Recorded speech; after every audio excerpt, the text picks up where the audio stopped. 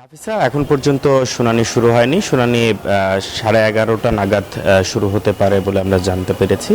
আর যে বিষয়টি বলছিলাম যে টিএফআইসেলে গুম নির্যাতনের যে মামলা, সে মামলার কিন্তু অভিযোগ গঠন করে বিচার কার্যক্রম শুরুর আদেশ দেবেন আন্তর্জাতিক অপরাধ ট্রাইব্যুনাল 1 এবং সেজন্য কিন্তু এই মামলার আসামি যারা রয়েছেন 17 জন, এর মধ্যে সাবেক প্রধানমন্ত্রী শেখ হাসিনা, আসাদুজ্জামান খান কামাল এবং তারিক সিদ্দিক, তারা সহ আরও 14 জন সাবেক এবং বর্তমান সেনা কর্মকর্তারা রয়েছেন। তাদের মধ্যে 10 জন আটক রয়েছেন। তাদের মধ্যে 10 জনকে নিয়ে আসা হয়েছে আন্তর্জাতিক অপরাধ ট্রাইব্যুনালে হাজির করা হয়েছে। বেলা 10টা নাগাদ তাদেরকে নিয়ে আসা হয়েছে এবং তাদেরকে কিছুক্ষণ পরেই এজলাসে তোলা হবে এবং বিচারিক কার্যক্রম যেটা শুরু হওয়ার কথা রয়েছে সেটা শুরু হবে।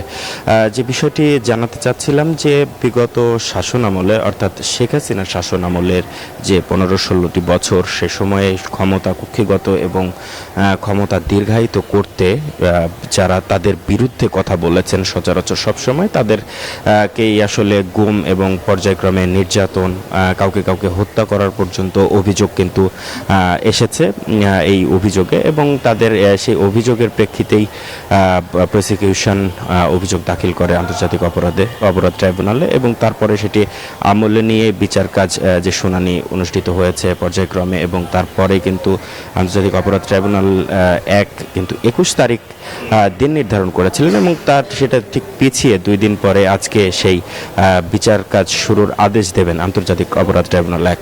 পরবর্তীতে প্রসিকিউশন কোনো তথ্য জানালে আমি জানাতে পারবো। নাফিসা। হাসান, আপনাকে ধন্যবাদ।